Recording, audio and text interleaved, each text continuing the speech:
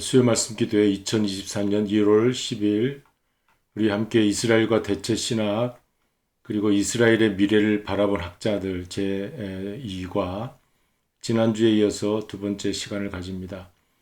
이스라엘 그 회복에 대해서 미래를 내다본 그런 학자들이 있습니다. 19세기에는 유명한 그 설교자 찰스 스펄전, 영국의 설교자이죠. 이분이 이런 말을 했어요. 나는 우리가 유대인들의 회복에 대한 중요성을 충분히 인식하지 못하고 있다고 생각한다. 우리가 충분히 상고해 보지 않는다고 할지라도 확실한 것은 성경에 약속된 것이 있다면 바로 이것이다. 성경에는 이제 찰스 벌전 목사님이 유대인들의 회복에 대해서 분명하게 기록하고 있는 것을 발견하게 된 것이죠. 이 목사님뿐만 아니라 여러분들 다 했지만 이분이 워낙 유명한 분이니까 유대인들의 회복이 성경에 그대로 약속된 것이다. 이런 말을 하니까 그 무게가 더 있는 말이 된 것입니다. 우리가 충분히 인식하든 인식하지 않든 성경 약속은 바로 유대인들의 회복이다. 이스라엘의 회복이다.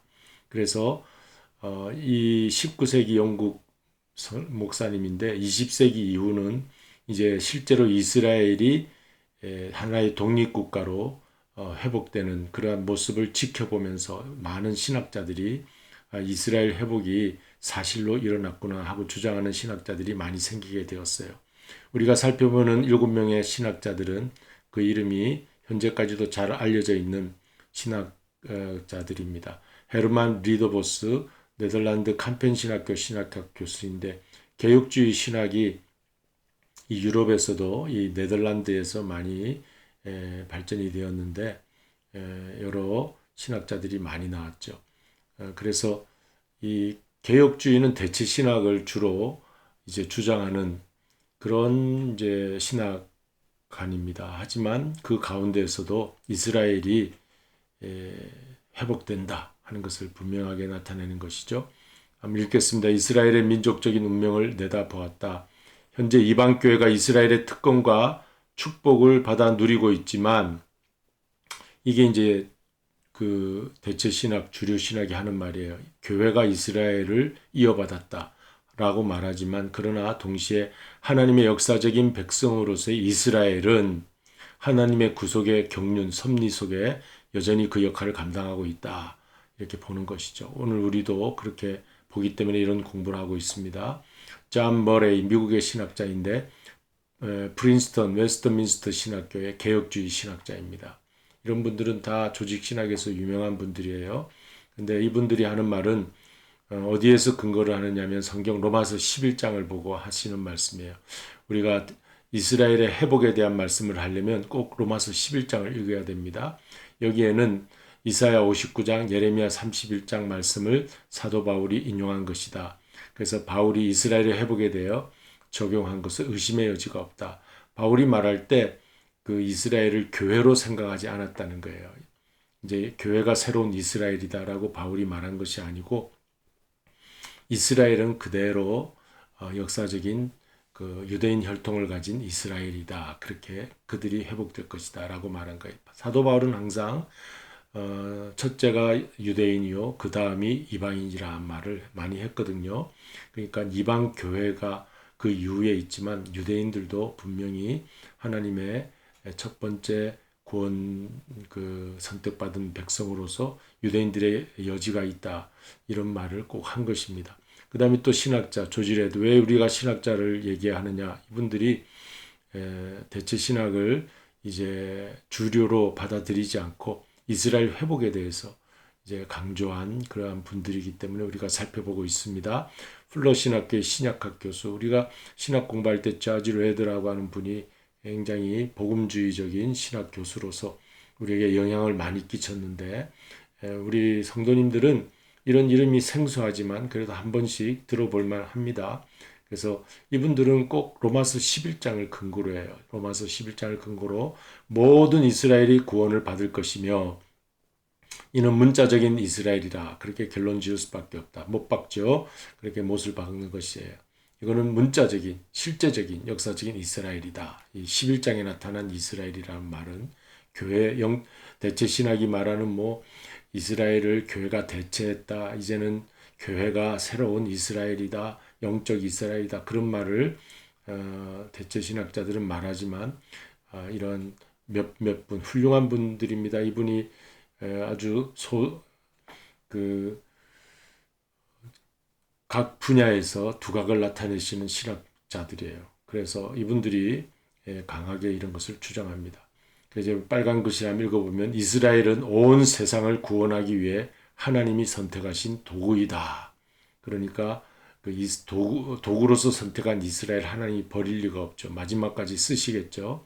그래서 아브라함의 언약의 핵심 창세기 12장 그 아브라함의 후손을 통해서 하나님 영광을 받으시죠. 그리고 아브라함 후손에게 하나님이 축복의 약속을 하시는 것이죠. 그러니까 마지막까지 하나님이 책임을 지시고 언약을 이루어 가십니다.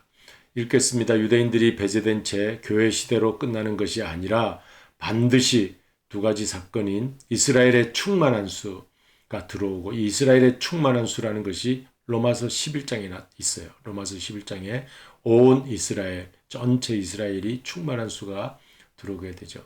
그리고 요한계시록에서는 14만 4천 명이라고 하는 그 이스라엘 12지파가 충만하게 되었을 때 14만 4천이라고 상징적 숫자로 표현되는데 그 이스라엘의 충만한 수입니다. 그래서 이 이스라엘이 구원받음으로써 더 큰 부요가 이방인들에게 주어질 것이다. 그러니까 이스라엘과 이방 교회가 그대로 우리에게 나타나 있는 것입니다. 그리고 이제 네 번째 웨인 구르뎀이라고 하는 신학자는 교회의 정치적인 역할에 대해서 많이 강조한 조직 신학자인데 개혁주의 조직 신학자입니다. 그도 이렇게 말합니다. 신약의 여러 구절에서 교회가 새로운 이스라엘로 이해되기는 하지만 그동안 그렇게 이해되어 왔어요. 우리도 그렇게 이야기하면서 설교하기도 했습니다. 그러나 이제 역사적인 이스라엘을 보면서 하나님의 교회 간에 유대인들의 특별한 미래적 부르심이 있음을 내다보았다. 저 이스라엘이 하는 일이 앞으로 있겠구나 이렇게 보게 되는 것입니다. 지금 이스라엘이 많이 반유대주의로 인해서 코너에 몰리고 이제 중동 땅에서도 5차 중동 전쟁이 일어날 것처럼 하면서 이스라엘 없애버리겠다, 지중해 바다로 쓸어버리겠다. 이란에서는 그렇게 강조하고 있는데 사방에서 지금 이제 공격을 받고 있는 그 이스라엘이 앞으로 어떻게 될 것인지 우리가 예의주시하며 지켜봐야 하겠습니다. 또한 로마서 9장 11장을 바탕으로 장차 유대인들 가운데 큰 규모의 회심이 있을 것에 대해 확신했다. 구르뎀. 그 다음에 제임스 던, 이분 영국의 신학자인데 제가 신학 공부할 때도 이분은 살아있는 분이었고 지금도 아마 활동하고 계실 거예요. 세계 신약 학회장이고 로마서 주석을 쓴 신학자로서 로마서를 쓰다 보면 이 9장 11장 이 부분에 와서 그 이스라엘에 대해서 부딪히지 않을 수가 없습니다. 그래서 이분도 누구보다도 강력하게 이스라엘의 정체성과 부르심을 인정하게 됩니다. 그러면서 하는 말이 바울이 로마서에서 사용한 온 이스라엘, 아까 말씀드렸죠. 온 이스라엘, 이스라엘의 충만한 수라고 그랬죠. 그 온 이스라엘이라는 단어는 새로운 개념이 아니라 전체적인 이스라엘 나타내는 일반적인 관용구다. 그러니까 이스라엘 자체를 말한다는 거예요. 그리고 역사적 이스라엘은 여전히 이스라엘이다. 무슨 새 이스라엘 교회가 대체했다. 그렇게 볼 수 없다는 겁니다. 그들은 현재도 이스라엘 사람들이다. 하나님에 의해 오래전에 심겨진 감람나무인 이스라엘을 제외한다면 기독교는 그 가지로서의 자신을 이해할 수 없을 것이다.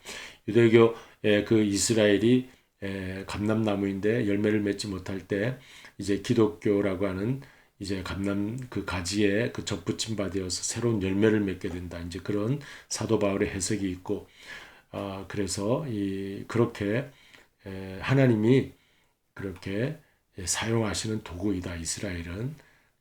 그 다음에 월터 카이저, 한 번씩은 들어보셨을 수도 있는 유명한 신학자입니다. 미국의 고든 코넬 신학교 명예 총장입니다. 보스턴에 있는 학교죠.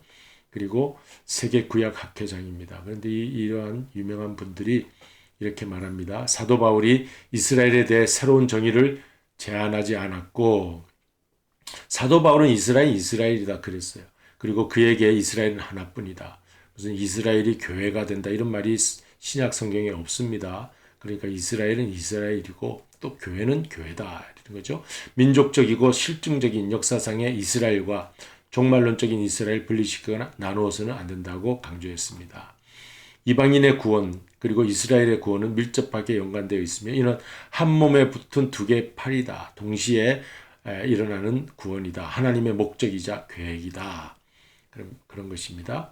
그리고 만일 교회가 하나님의 계획 안에 있는 실제적인 이스라엘, 지금 역사적인 그 국가로서의 이스라엘 말하죠.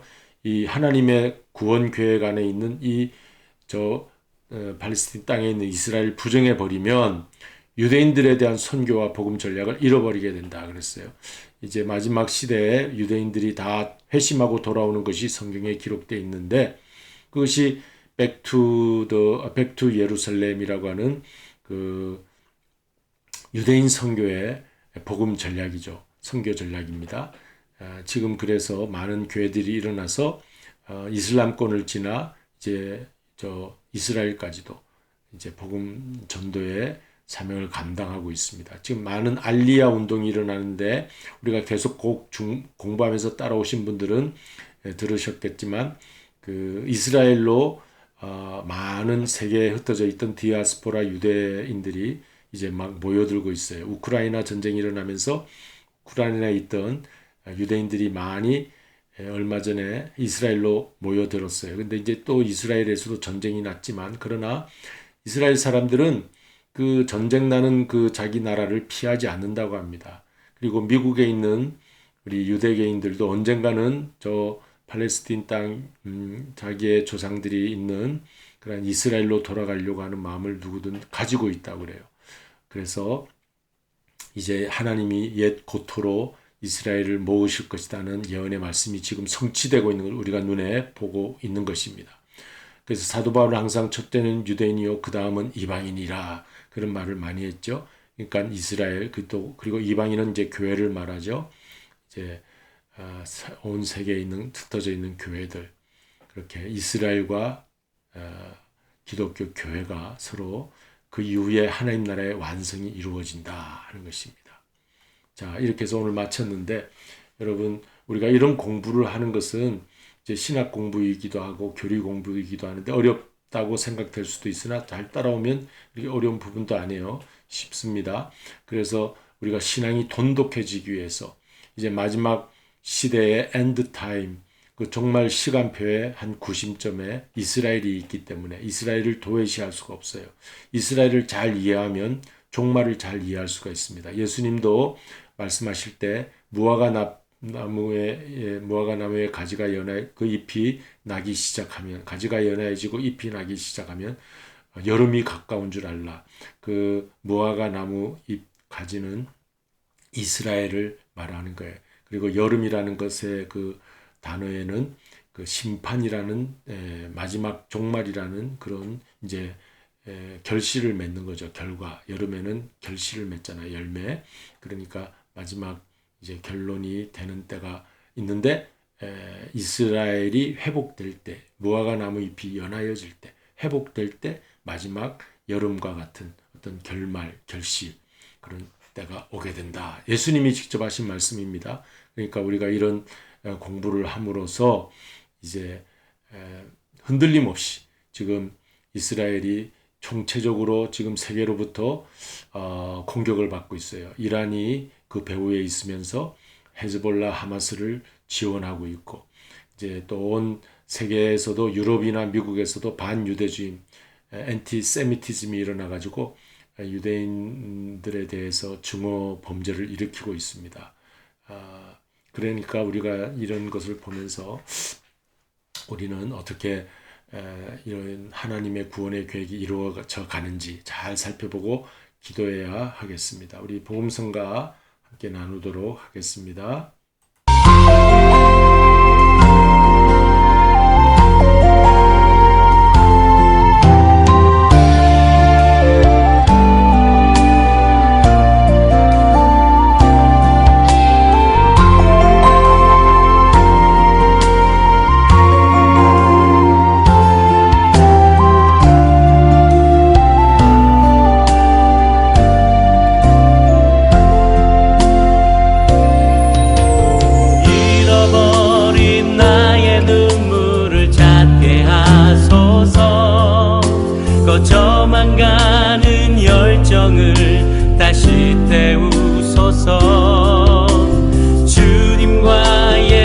첫사랑을 회복시키소서.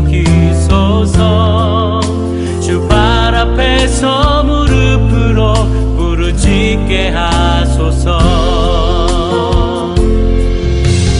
찬양할 때 내 영이 춤추게 하소서. 내 삶으로 주의 영광을 드러내게 하소서. 예배할 때 내 영이 기쁘게 하소서. 내 온몸이 주의 향기로 가득하게 하소서. 회복시키소서. 상한 나의 마음을 주님 앞에 진실하게 일어설 수 있도록 회복시키소서. 지친 나의 모습을 주님 앞에 정결하게 나갈 수 있도록.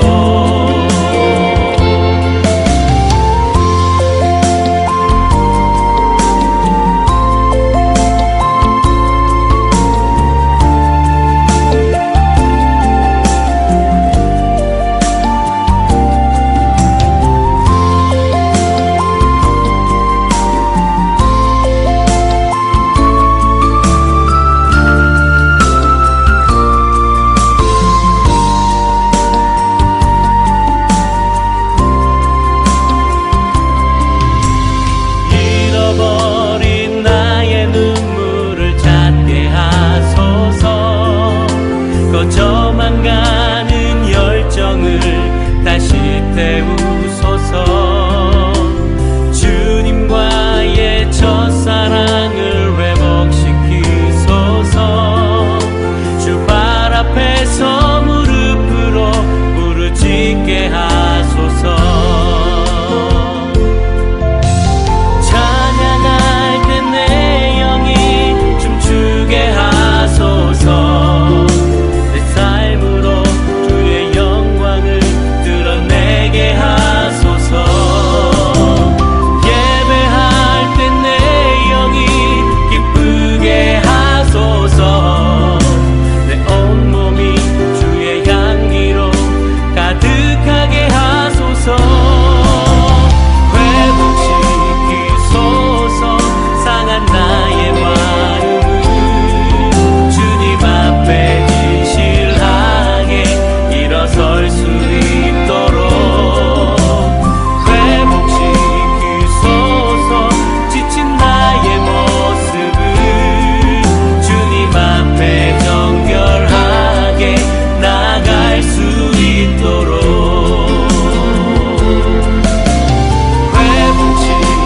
회복시키소서. 상한 나의 마음을 주님 앞에 진실하게 일어설 수 있도록 회복시키소서. 지친 나의 모습을 주님 앞에 정결하게 나갈 수 있도록.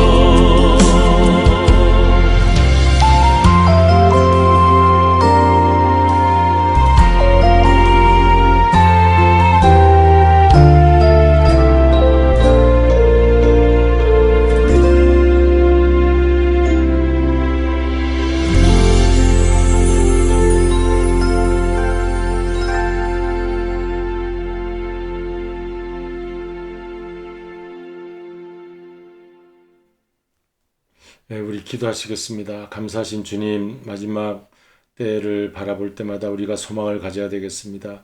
하나님, 이 세상은 어지럽지만 우리 하나님의 말씀은 굳건하게 서 하나님의 약속대로 이루어질 줄로 믿습니다. 우리 로고스 교회 성도님들 이제 더욱 이 어려운 시절을 잘 이겨내고 소망 가운데 살아갈 수 있게 해주시고 새해에는 더 놀라우신 하나님의 인도하심 속에서 늘 은혜와 사랑과 평강이 넘치는 한 해를 맞이할 수 있게 하여 주시옵소서. 오늘도 말씀 공부 잘하게 해주신 걸 감사드리오며 예수님의 이름으로 기도하옵나이다. 아멘. 하늘에 계신 우리 아버지여, 이름이 거룩히 여김을 받으시오며 나라의 마옵시며 뜻이 하늘에서 이룬 것 같이 땅에서도 이루어지이다. 오늘날 우리에게 일용할 양식을 주옵시고 우리가 우리에게 죄 지은 자를 사하여 준 것 같이 우리 죄를 사하여 주옵시고 우리를 시험에 들게 하지 마옵시며 다만 하게 쓰옵소서. 내게 나라와 권세와 영광이 아버지께 영원히 싸움나이다. 아멘.